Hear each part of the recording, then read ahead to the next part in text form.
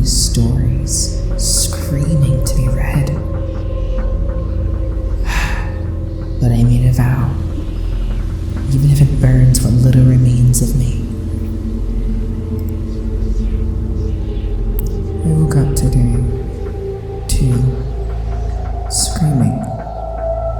My own? I couldn't tell. It was her again.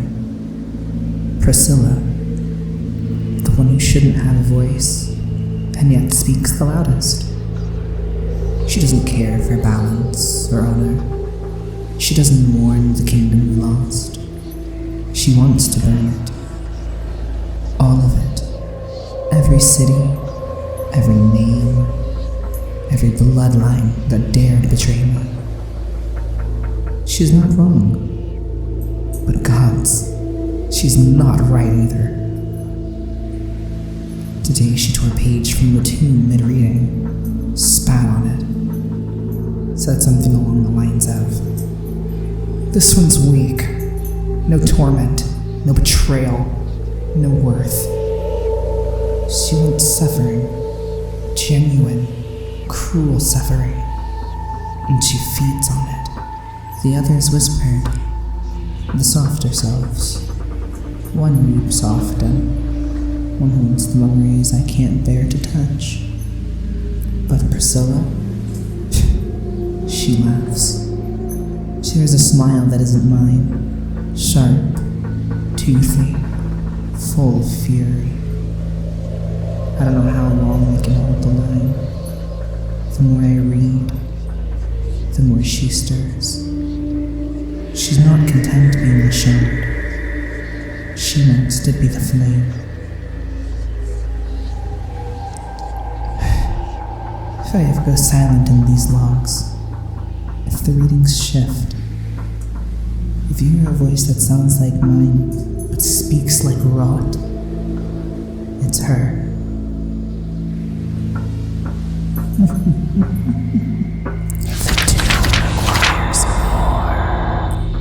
In kindergarten, I smelled something foul as I sat next to Amelia Smith during reading time.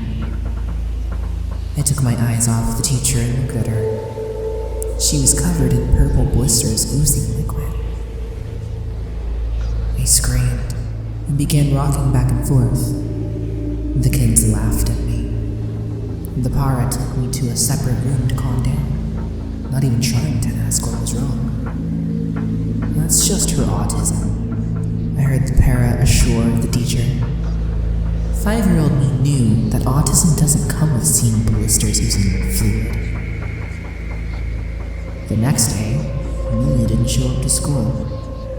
She never showed up again. Necrotizing fasciitis was what the doctor said.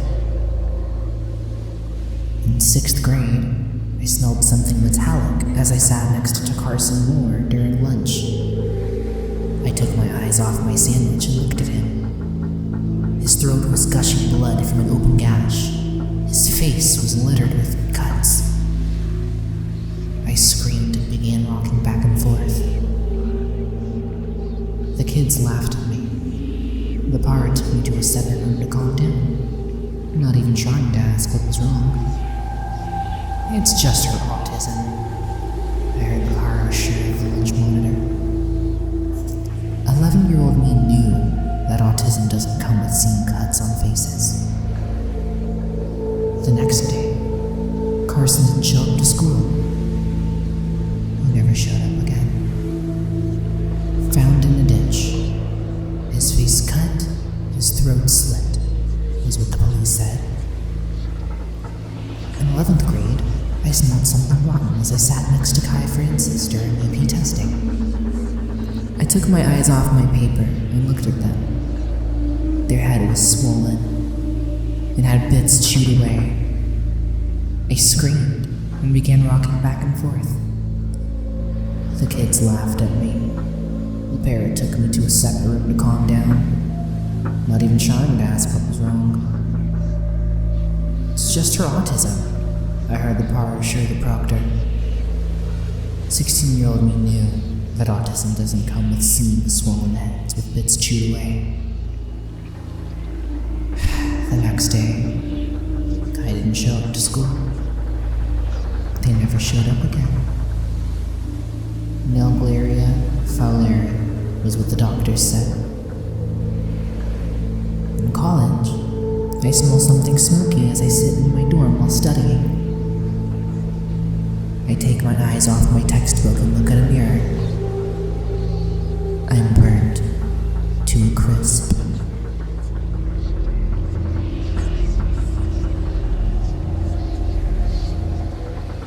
The smell of rotten flesh struck my nostrils as I opened the black plastic bag. I reached in and pulled out a small heart. He said it had to be someone young. Don't ask me how I got it. Don't. I placed it near her coffin and filled the hole back. I had to do it, if I wanted her back. Don't look back, I reminded myself of the rule. I was almost near the gate when... Daddy, help! I turned back in panic. It sounded like my daughter. How did you get... Nothing. I sighed. I walked into the house, not hoping for anything, but then I heard it. Honey, where have you been all this time? I couldn't believe it. It was her voice. I turned back and there she was, beautiful as ever. I had some work, had to fill in for a friend, I said. Well, you look all dirty. Go get a shower. I'll get the dinner ready, she said with a smile. I was about to leave when I heard a scream. What is that, Daddy? Oh, I forgot to tell you, baby. Mommy's back. That's not Mommy, Daddy. What are you talking about? She said before running back to her room. I stared at her that night, sleeping beside me. It went fine. She made the meal. My daughter wouldn't come to the dinner table, so I brought her plate into her room. She said it wasn't Mommy, that she looked scary and dead. Maybe she can't believe it too. It must be hard for her.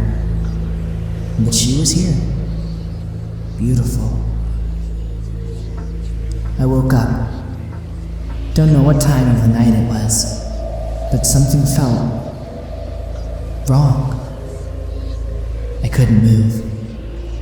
I slowly looked up, and a silent scream left my mouth.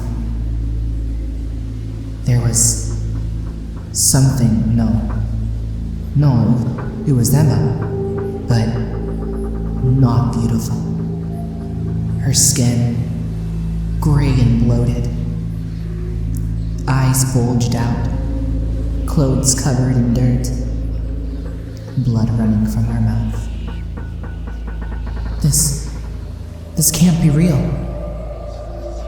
I jolted up from the bed, but she was there, sleeping. Beautiful. Babe? Is everything okay?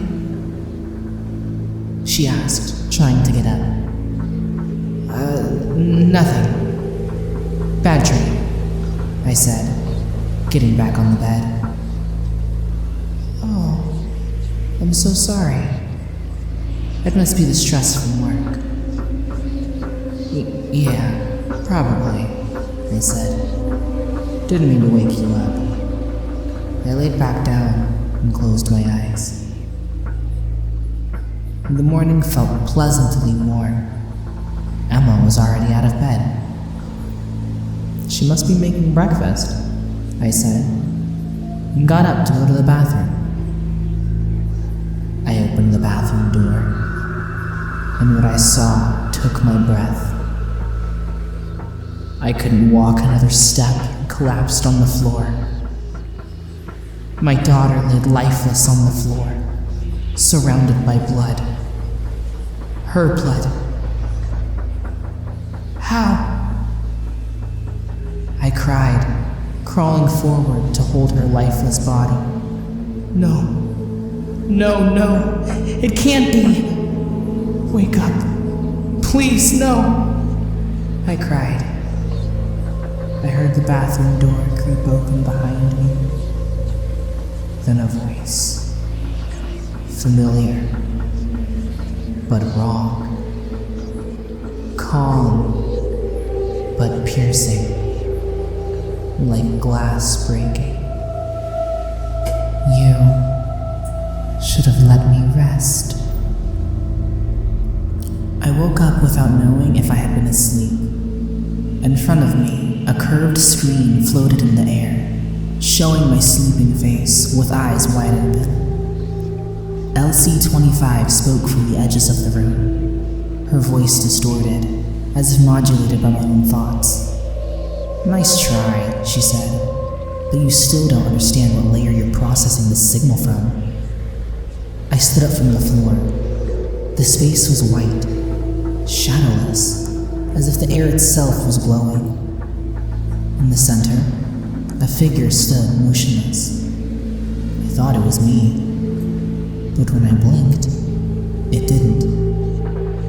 As I walked toward it, voices screamed from inside my ribs. "You can't approach what you never were." Scenes started emerging. Snow-covered woods, a faceless town, a hallway filled with broken clocks. LC-25 whispered behind me, though I couldn't turn around. "This is your fourth layer of fragmentation. The next will be irreversible." I asked her if I could go back. Was this a dream? A simulation? She raised a hand. No fingers. Just pulsing lines of code like worms. There's no going back where there was no beginning. A conceptual nausea hit me. Like my mind was leaking out through my ears. Then, I saw it. Me, walking toward me. Eyes dim, smile cracked. I tried to scream, but the air that left my lungs formed a sentence I didn't recognize. "I'm what was left when you walked away." I touched my face. Smooth, hollow. The other me stopped inches away. LC-25 spoke through its smile. "Welcome to the compatible registry." And just before I blacked out, I understood. I was the copy that wasn't meant to wake up. "You have fed me enough, night."